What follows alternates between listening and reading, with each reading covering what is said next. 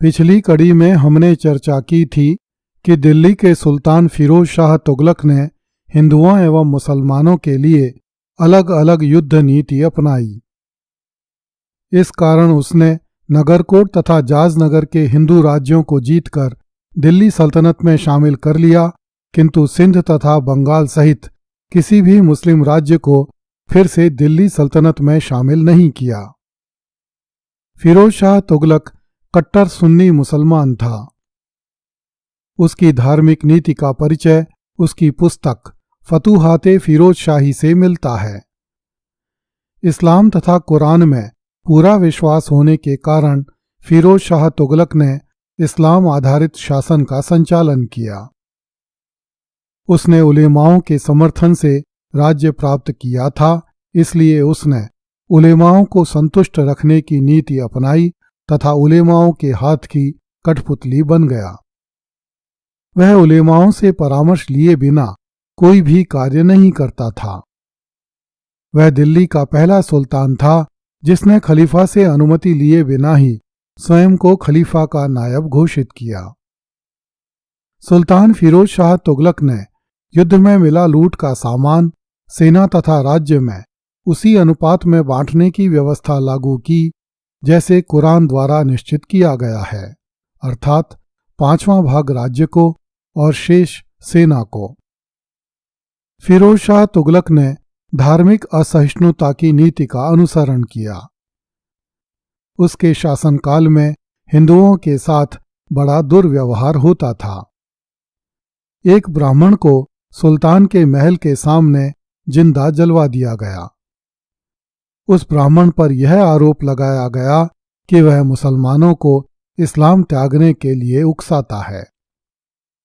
फिरोज शाह तुगलक हिंदू प्रजा को मुसलमान बनने के लिए प्रोत्साहित करता था और जो हिंदू मुसलमान हो जाते थे उन्हें जजिया कर से मुक्त कर देता था। फतूहाते फिरोज शाही में वह लिखता है, मैंने अपनी काफिर प्रजा को पैगंबर का धर्म स्वीकार करने के लिए उत्साहित किया और मैंने यह घोषित किया कि जो मुसलमान हो जाएगा उसे जजिया से मुक्त कर दिया जाएगा।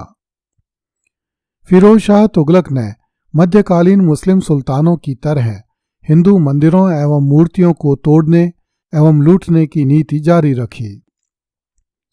उसने जाजनगर में जगन्नाथपुरी तथा नगरकोट में ज्वाला देवी मंदिर के आक्रमण के समय हिंदुओं के साथ बड़ा दुर्व्यवहार किया।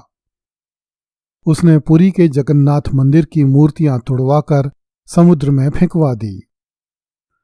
उसने नगरकोट की ज्वाला देवी मंदिर की संपदा लूटने के लिए नगरकोट पर आक्रमण किया तथा मंदिर को नष्ट करके वहां से भारी संपदा प्राप्त की। फिरोज शाह तुगलक के शासनकाल में जो मंदिर तोड़े जाते थे उनके पुनर्निर्माण पर रोक लगा दी गई। उसने हिंदू मेलों पर प्रतिबंध लगा दिया। जियाउद्दीन बर्नी के अनुसार फिरोज शाह ने 40 मस्जिदों का निर्माण करवाया। फिरोज शाह ने मुसलमानों की पुत्रियों को विवाह में सहायता देने के लिए दीवाने खैरात नामक एक नया विभाग खोला। कोई भी मुसलमान इस कार्यालय में अर्जी देकर पुत्री के विवाह के लिए आर्थिक सहायता प्राप्त कर सकता था। प्रथम श्रेणी के लोगों को 50 टंक, द्वितीय श्रेणी के लोगों को 30 टंक और तृतीय श्रेणी के लोगों को 20 टंक पुत्री के विवाह हेतु आर्थिक सहायता के रूप में दिया जाता था। मुस्लिम विधवाओं तथा अनाथों को भी इस विभाग से आर्थिक सहायता मिलती थी। फिरोज शाह तुगलक ने इस्लाम की शिक्षा के प्रसार के लिए कई मदरसे तथा मकतब खुलवाए। वह इस्लामिक शिक्षा पर विशेष ध्यान देता था। प्रत्येक विद्यालय में मस्जिद की व्यवस्था की गई थी। इन संस्थाओं को राज्य से सहायता मिलती थी। मुस्लिम विद्यार्थियों को छात्रवृत्ति तथा मुस्लिम अध्यापकों को पेंशनें दी जाती थीं। मकतबों को राज्य की ओर से भूमि भी मिलती थी। न केवल हिंदुओं वरन शिया संप्रदाय के मुसलमानों के साथ भी फिरोज का व्यवहार अच्छा नहीं था।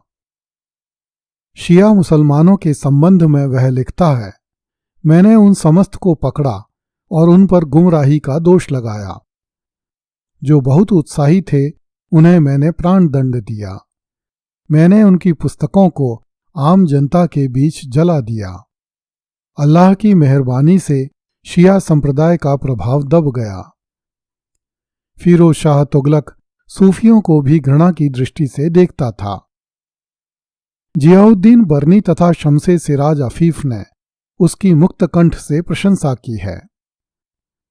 उन्होंने लिखा है कि फिरोज शाह के उपरांत इतना उदार, दयालु, न्यायप्रिय, शिष्ट तथा अल्लाह से डरने वाला और कोई सुल्तान पैदा नहीं हुआ।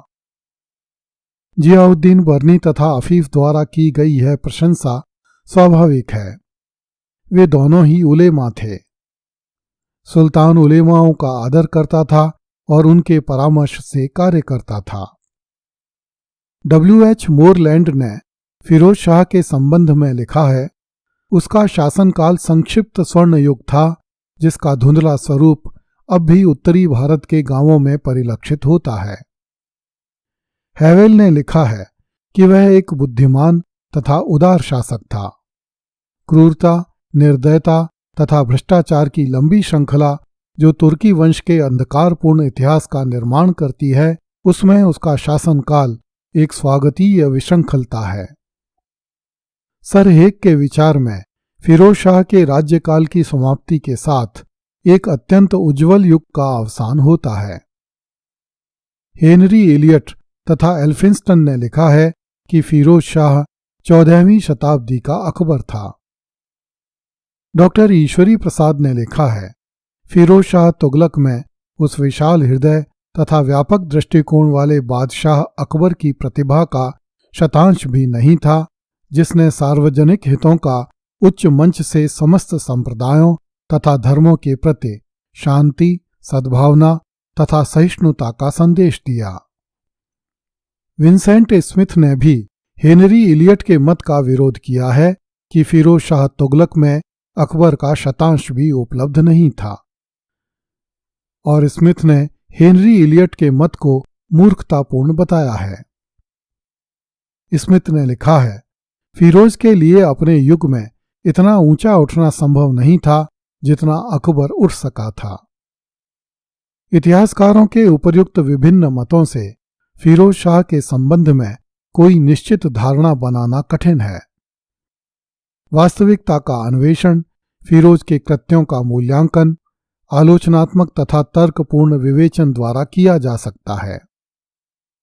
इसमें कोई संदेह नहीं कि फिरोज ने एक कट्टर सुन्नी मुसलमान की भांति शासन किया।